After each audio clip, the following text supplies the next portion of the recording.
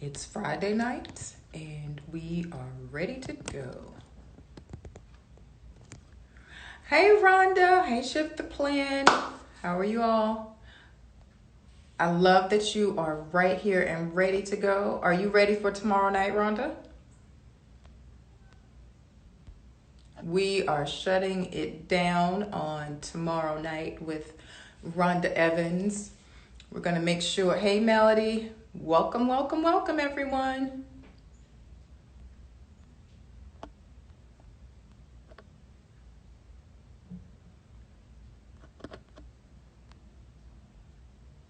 Hey dancing. Oh, that's my girl. Hey, Jerome. Jerome's in the house. Hey. So I'm going to say, hey, boo. Hey. Okay, here we go. We in there. Hey, Hey, mommy. How are you? I'm good. Let me try to fix my camera a little bit. Sorry. Take your time. How are you? It's different. I forgot when it's different when you doing it with someone else. So I'm like, oh wait, I need to. It's always the whole adjust after you get it set up because I was like, okay, let me back myself up a little bit. All right. How Hi. are you and KB? Hey, Kate, listen, KGB, how y'all doing? Good. He does the night shift, so he's asleep. Oh my goodness, I love it. I love it. So we're going to jump right in. Everybody, welcome to tonight's talk. It's candid conversations with some mothers who are modeling excellence, especially during this time. For those who don't know, I've pivoted my career. I am known because I was modeling. Now I want you all to know me because I want to be a model. And by being a model, I mean being an example, someone to be looked upon and others want to imitate. I'm tripping already. Imitate the behavior. And so this week I've been talking to different mothers, and I have one of my girls, Melody. I love Melody. And Oh, I love watching your stories, reading about you and your interactions with your son. I especially love what you're doing with the community. And for 2020, I do believe, if I'm not mistaken, that you've taken on this stance of you're going to be fearless. So let's talk about all of those things. yeah. And I'll open up the floor to you now to say hello to Yeah. everybody and to just tell us a Yeah. little bit about yourself, introduce yourself to others. Awesome. Yes. Hi. Hi.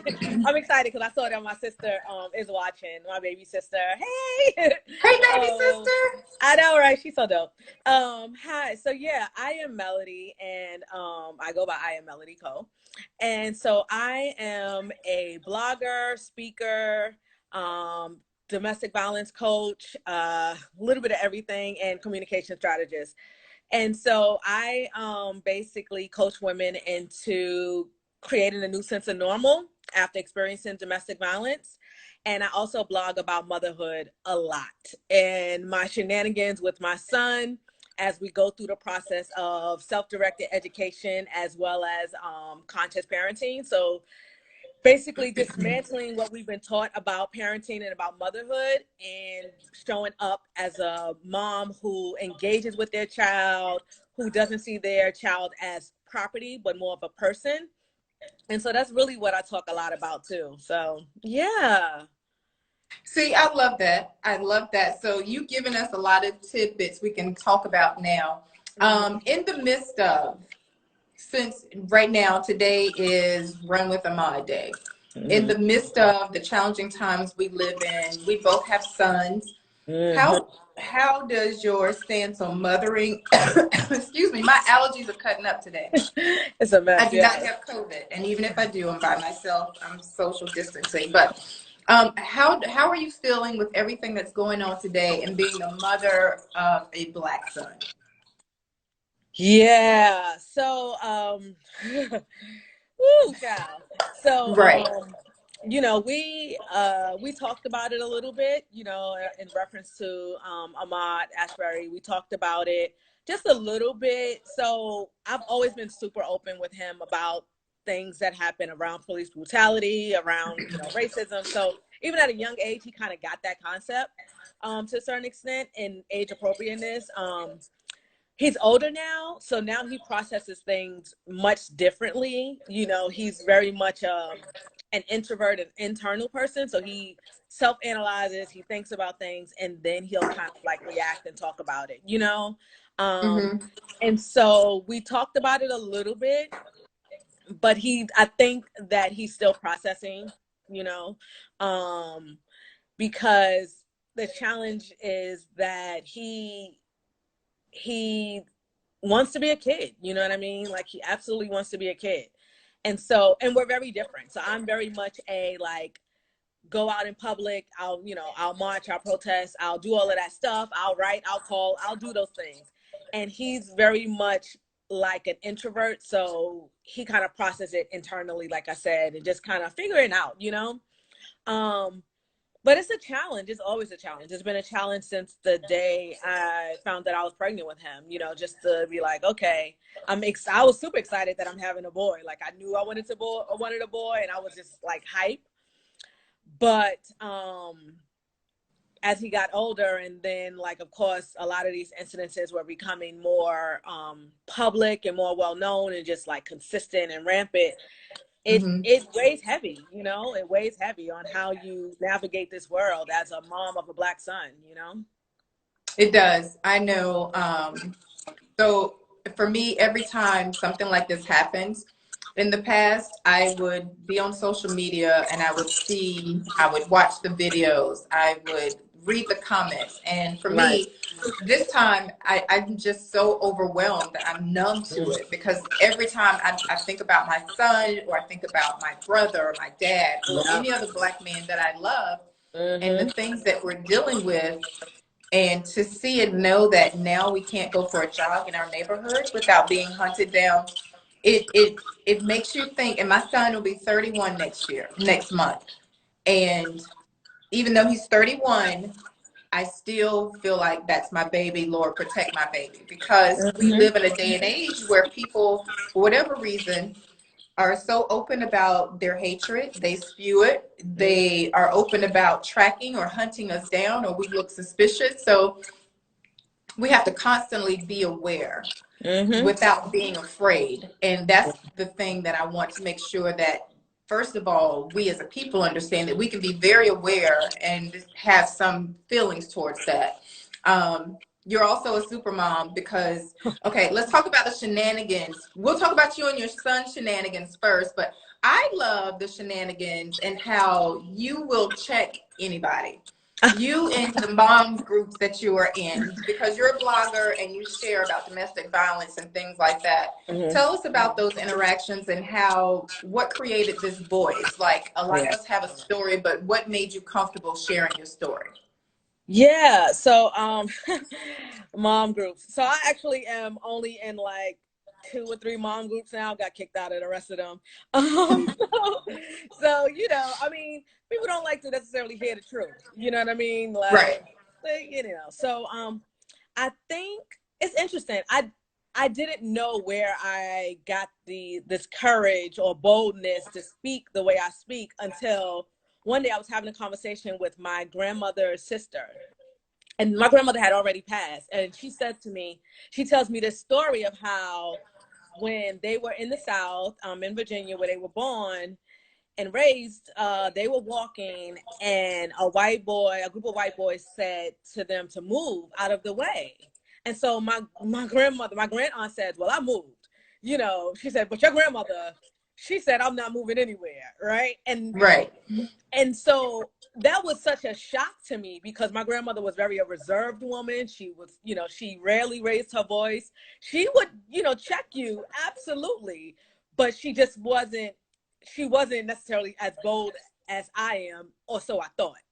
You Uh-huh. know what I mean? Or so I thought. So discovering that she actually had this boldness about her, and this courage about her, was fascinating to me. You know what I mean? I was like, oh, okay. So I think part of it is, for me, is modeling that behavior that she had, but then also seeing what's the result of when people don't speak up. Mm-hmm. You know what I mean? And So, yeah. that's a topic because I just shared part of my story, something that happened to me a few years ago. And one of the questions the interviewer asked me was, why now? And I told him, I was like, I am speaking up because I have to reclaim my life. I have to reclaim my peace and get back the things that are important to me. And Yeah. that is very key to anything we do. If we silence our voices, it not only keeps our story buried, but Yeah. it starts to pile on a lot of other negative emotions and feelings. So, Absolutely. yes.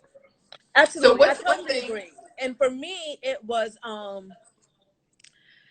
the more I share my story, the more I heal.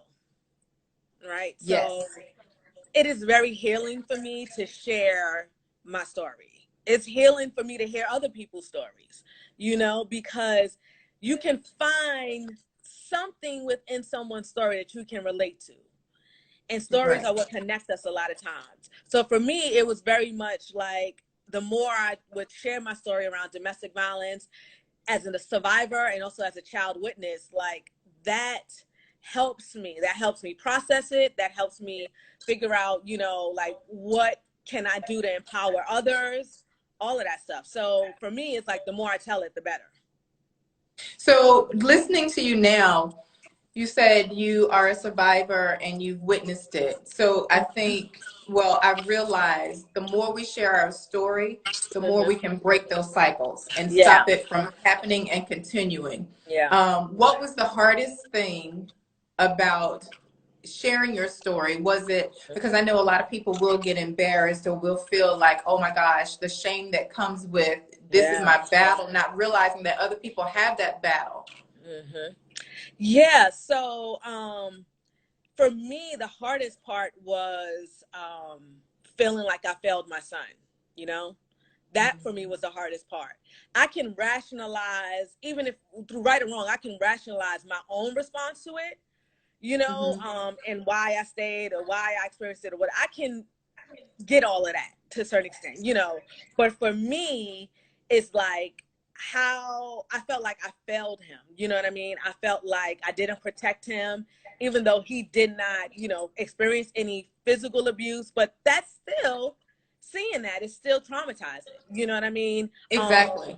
Experiencing it is still traumatizing. For me, that was the hardest part. And there's times where, I will randomly think of this one particular incident, and I'll almost start crying because I think about just how he felt and what I heard from him. Mm-hmm. And so for me, that was really hard because as a mother, your job is, your job is to protect your children, right? Right. And when you feel like you haven't done that, like that can really eat at you.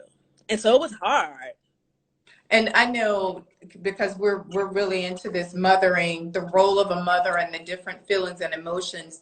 One of the feelings, so mentioning how feelings they just pile on each other. So you go from Yeah. feeling like, okay, I failed my son, I didn't do this because I was supposed to protect him. Right. In addition to feeling that, you start feeling guilty Mm-hmm. because you realize there was something that needed to be done that wasn't done. Now, Right. moving past that, what have Mm-hmm. you found that has been a source for you to have some comfort and to know, okay, you know what? This did happen, but it doesn't have to be the end result of this, that I can change this and make it better. What Right. encouragement do you have? Yeah, so for me, it was a couple of things. It was the fact that I felt more empowered after leaving. The fact that there are people who hear my story and they feel inspired. They come to me, to talk about it and to seek help and guidance and resources. And also the fact that my son was very transparent with me, you know. Um, and he wasn't mad at me, you Mm-hmm. know and he knew that it was wrong, and he was very open. Like, my son has no filter, for one. If you follow me on any kind of like social media, you know that he has no filter. But to see that he understood that even though we experienced that that wasn't right and it wasn't okay. And that's not how a relationship was supposed to be. And he understood that. And he was able to articulate that to me. And as time went on, we were able to rebuild our relationship. Because ultimately, I felt like, whether he said it or not, I had to earn his trust again. Yes. You know, I had to earn his trust. And so I had to create a space where he felt okay to say what he wanted to say, how he wanted to say it, you know, towards me without me being defensive. And that's a lot of work. And that's a difference between parenting now and parenting 20, 30 years ago. Because back in the day, if something happened, I can recall some of the things that happened growing up, some of the things that I witnessed, and I didn't say anything. There wasn't an environment created to where I felt like I could speak up and say something about how I felt. And it wasn't until I went to college, actually into my 20s, 20, almost 30, that I sat down and had a conversation with my mom first and talked to her about, this is how I felt about A, B, C, and D. This is what it did to me. And then I didn't have a conversation with my dad until maybe a year ago. And I'm 47 years old.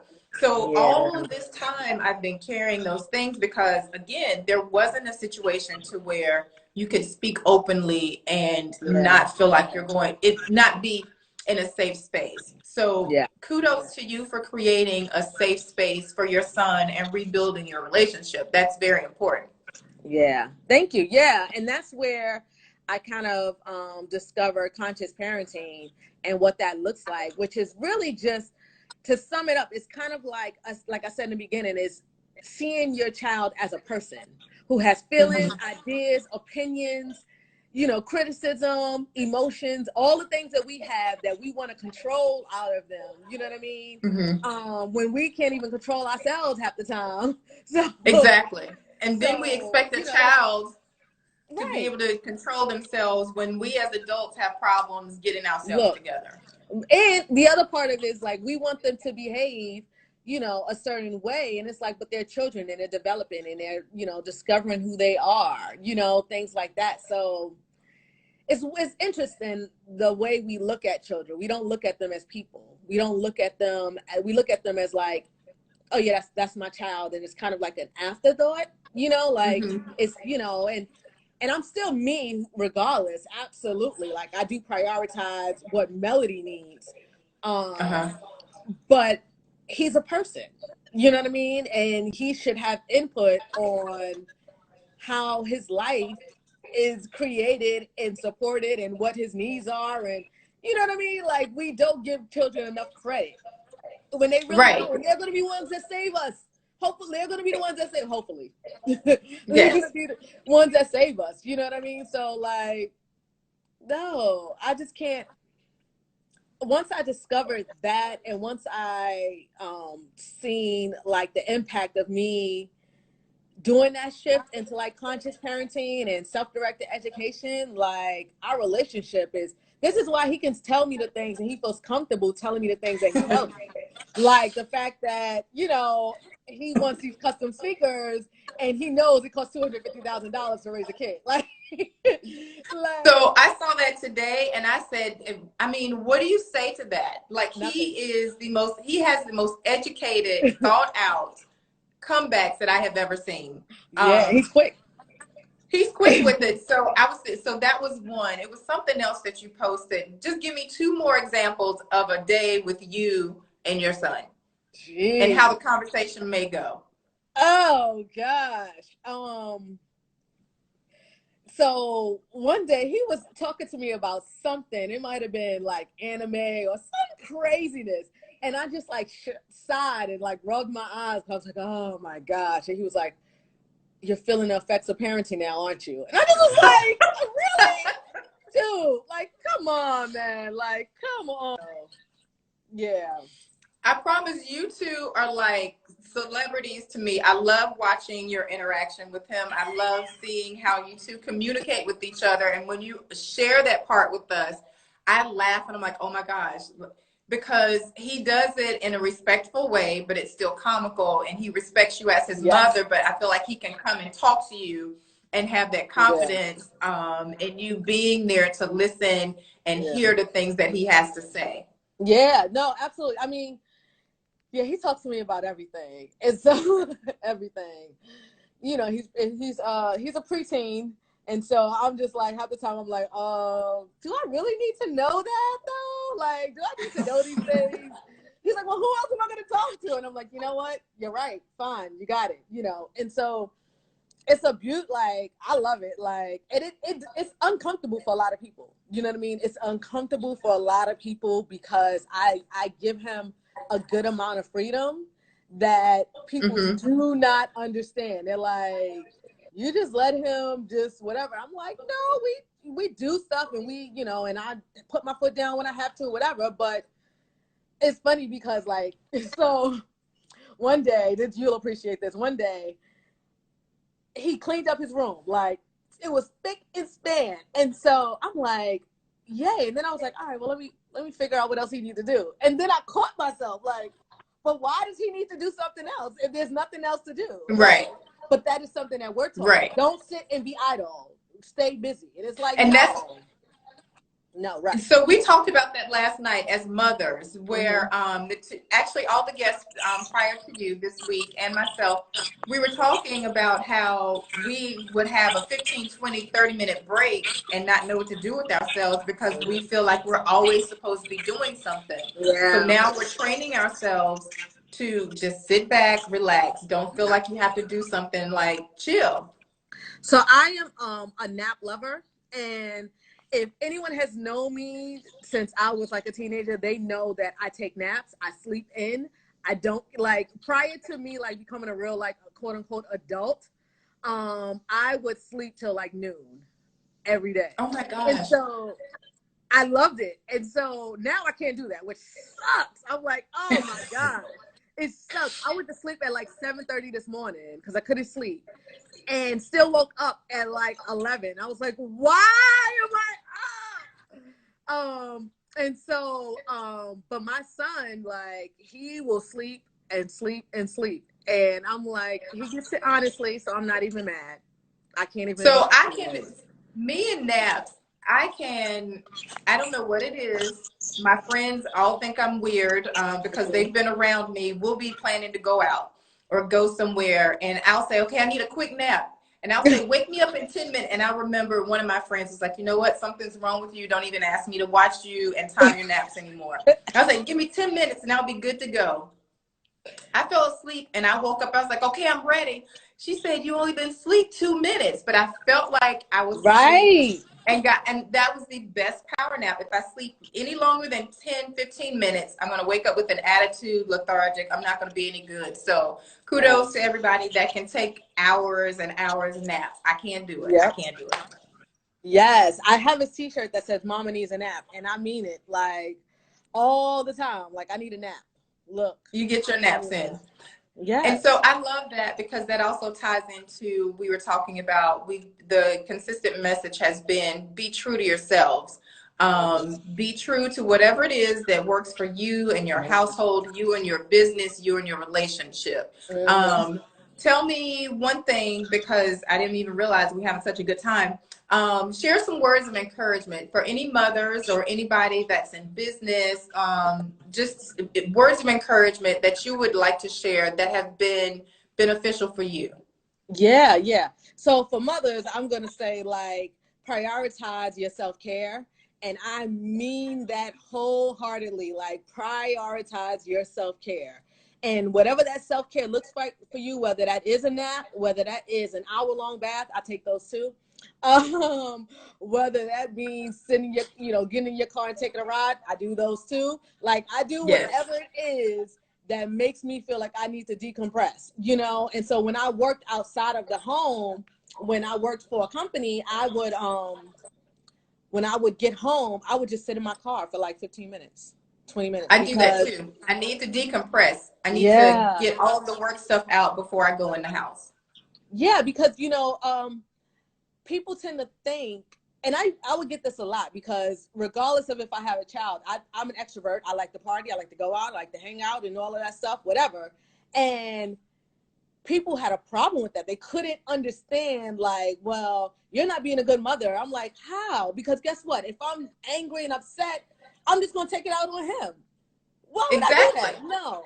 Let me burn this energy. Again, yeah. It's people expecting you to do the norm when it comes to raising your child. You know what works for you in your house. I mean, I would rather sit in my car for 15, 20 minutes and decompress before I go in and take it out on the first person I see. That's just not fair to anybody. Exactly. And granted, we all get frustrated, but I feel like we all need to be able to manage those frustrations, manage our time and our emotions. And our energy, because some things ain't even worth it. Like, you know, I was talking to my friend, and it was like almost 7 o'clock, well, around this time, and my son still wasn't up. And I said, I know I told this boy to go to sleep. And my friend says, well, where's he going? I said, you know what, you're right. He said, well, why does he need to be out? Where's he going? I said, you know what, you're right. Right. Where's he going? Because right now, there's not many places we can go unless it's a grocery store run or something. Yeah. And I mean, he already knows how to design his own custom Nike. So what does he have to do? He's spending his time wisely. He's doing his thing. That's right. He's doing his thing. So go ahead. No, I was gonna say for business, you know, I think it's sorry, I couldn't find my camera stand. But for business, I would say for me, what's been super helpful is getting a counsel, you know, and not everyone knows that they're on my counsel, but they are. And so those are the people that I talk to about my business. Those are the ones that, you know, I can ask for help and guidance. Those are the ones that will check on me to say, how you doing? Like I quit my job December 31st. I was on my own January 1st. And then all of this happened. And I'm like, what is going on? And so I decided to start a business like in the middle of a pandemic. Whatever. Like, you know, but I'm maintaining. But there are people who check on me and see how I'm doing and give support. And that's super important when you are in business for yourself. Right. It's very important to have one counsel, keep that circle tight, and to make sure that you have that support in the many areas that we needed as a business owner. So you're a business owner. Tell us real quick what you do. Yeah. So I am a public speaker. I speak around domestic violence and motherhood. I also blog and write around those topics. And also, like I said, I'm doing domestic violence coaching as well. I host workshops around self-love and confidence and going for what you want and, you know, creating a new normal after abuse, as well as just like going after, like basically standing in your own authenticity. You know, that was one of the things that I really worked hard on after I left my, you know, bad relationship was I'm going to show up authentically no matter what. I don't care who likes it, doesn't like it. I'm not worried about them. You know what I mean? And so that follows me through my personal relationships and my professional relationships. Take me as I am, as the great MJB says. Yes. And so I was thinking about the bad relationship I got out of, and I want to talk about this real quick before we leave, just in case someone sees it. I was in an abusive relationship. It started off verbal, and I was like, oh, red flag, no, we're just getting to know each other. Then as the verbal continued, I started noticing other patterns to where I was like, you know what? I've seen this before. This is abuse. And when he finally put his hands on me, I was like, oh, so here's what we're going to do. And I left the house. I didn't confront him. I didn't handle it. Then I left the house and I sent him a message. I said, you have until I get back to have you and your shit out of my house. Excuse me, Mama, I said that, but yeah, I said it. And his response to me, because he knew where I worked, the apartment complex loved him, so they would let him in whenever he wanted to come around. When we found the video camera in my bedroom, all this crazy stuff, I was like, okay, this has to stop. And he told me, he said, without me, you're not going to make it. You are, because he really felt like it was financial dependence. It was emotional. It was mental. It was all those things. But for me, I remember saying to myself, because he had me feeling like I was trash, below trash, the way he talked to me and treated me. And I looked at myself one day, I was like, wait a minute. this is not what we do. This is not who I am. I had to find enough in me to not only get rid of him, but to make ways so he couldn't get to me anymore.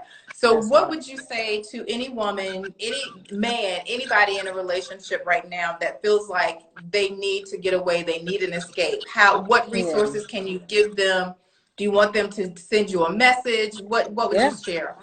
Absolutely. So you can, first and foremost, definitely, like, you can, all people can always contact me around that. I share resources freely. We want to make sure that everyone is safe. That is my number one priority. So that's always my first question. Are you safe? Do you need to leave? You know, what can we do to make sure that you are safe? And so the thing is, and I want to be really clear on this, is that leaving is hard. It's It very hard. is hard because guess what? Just like how it takes time for us to like a person, be interested in a person, care about a person, and love a person, by the time you are really experiencing that abuse, they've already made you believe that you love them. You've Exactly. already been invested emotionally in that. So that is first and foremost that I want everyone to understand, because what I do, I don't just talk to survivors and victims about what they experience, but also other people who haven't, but they have a friend, they have a family member. They need to understand why that is, you know what I mean? And what can they do? So for me, I would say if your audience is, if people watching are in the situation, I want them to understand that, one, it is not their fault. They did nothing wrong. There's nothing that they could have done. This was definitely learned behavior by this person. And so we're going to unlearn that behavior for ourselves, because we're going to save ourselves. Yes. We're going to get support and everything, but ultimately we are going to save ourselves. And so resources, if you are in Charlotte, is definitely Safe Alliance. The Steve Smith Foundation is another great one to reach out to. DM me. I'm sure I have a bunch of other listens. If you need immediate assistance, let me know, because there are some folks that are doing the work really discreetly, you know, that I'm And that has to discovering happen. and learning about, which I was like, oh my God, why did I not know this was here? Like, you know, this was awesome. And so also just, you know, I'm a huge proponent of therapy. I think therapy works. I also think coaching works. And if you are going to consider that, consider someone who can relate to that experience. Even with a therapist, consider someone who can relate to that experience, because it's a Right. unique situation. You know, it's a really unique situation. And if you have a friend who you think may be experiencing abuse, talk to them. And they may not be ready to leave, but you can talk to them and say, when they are ready, what is the code? What is the phrase that you want them to know, so that they know you have to come pick them up because they feel unsafe and they're leaving, and they can drop everything and just go. They can leave stuff at your house so that they know, like, they already have a change of clothes. They already have their important documents. They already have, you know, toothbrush, toothpaste, whatever, being sure that they have that stuff to leave immediately. Giving them a And safe leaving, place is really important. yes, and leaving is about preparation, because the things that you Oh, were saying about if you're in a situation to where you feel like you need to leave, and you do get moments where you're out with a friend, just like you said, take an extra set of clothes, take your papers, take the toiletries or things you might need. I just know that because I witnessed it as well, on a number of different occasions. And I had a cousin that I loved to this day. She always fought for me. She was always there for me. And when I realized that her husband was abusive and the things that she was going through, I would start calling the police, and my family, why are you getting involved? Leave that man. He has to do it. No, it's not right that he is that's right. doing this to her. And we have to That's get to right. that point to where we start speaking up and we start That's calling out and helping the people that are in these situations, because it is you feel helpless. And yeah. I want to, like you said, it's not your fault. There is help available, and there are resources, and there are great people like Melody who can definitely help you remedy the situation. Yeah, absolutely. I mean, yeah, like I had to call the cops when I was a child, you know what I mean? And that was really hard, you know what I mean? And I remember one time my mother telling me not to, and I'm like, yeah, nope, still gonna do that. You know what I mean? Because what, you know, it, yeah. And so do what you can to support the one that you care about. Do what you can. And they may not take your advice right away. There are people who reach out to me and I'm like, they're not ready. They're not ready. But when they're ready, they're going to be ready. Right. You know, and that's when they're going to need the most support. You know, that is definitely when they're going to need the most support. It's a lot, you know, it's a lot. And I don't think we realize how heavy it is to carry that burden of abuse. Well, you have carried the burden and now you're breaking the cycle. You are truly a model. I appreciate you for taking the time out to share your story with me and the viewers. Before we go, I want to make sure that everybody has your information. Share your website, any other information you have, events, opportunities. Share that with them before we get ready to head off. Yeah, so my website is www.iammelody.co. And I am Melody Co on all platforms, Twitter, Instagram, Facebook. I am there. And so one initiative that I'm doing right now is kind of like creating essential care kits for those who are experiencing domestic violence really grassroots efforts where we're compiling some minor necessities, toothbrushes, toothpaste, soap, sanitary napkins, if they need it, disposable phones, so that when someone reaches out to whether it's Safe Alliance or Steve Smith Foundation or just directly and they say, you know, they're in this situation, they may not necessarily be ready to go, but this is one thing that they don't have to worry about, that they can just grab and go. You know what I mean? So that is an initiative. Feel free to DM me for more details. Reach out to me. You can email me as well at fearless@iammelody.co. I am super responsive because this is great work for me. I find passion in it. I found purpose in it, and I live it every day. Well, I appreciate you. Like I said, you said it. You summed it all up right there. You are the perfect model to let women know, men, women, and in relationships, domestic violence and motherhood. I thank you so much for talking with me on this Good Friday rainy night. I hope to see you again soon. Like, I know, right? Come out of this COVID shelter in place stuff, and we can all be, well, 10 of us at least can be in the same room. I hope to see you out. Thank you so much for joining. Thank you for participating. If you need anything from me, let me know. And thank you for everything that you've done to help me in my business. You're a rock star. Next time I see you, get a drink on me. How about that? Say less. Okay. All right. Have a good night. Have a great weekend. Good night. Bye. All right. Bye-bye. All right, everybody. That's Friday night. We are done and complete. Thank you all so much for joining. I've been waving at everyone. Hey, all my friends and family and followers. I appreciate your support. Again, thank you so much for being here this week with me. We have one more night, tomorrow night.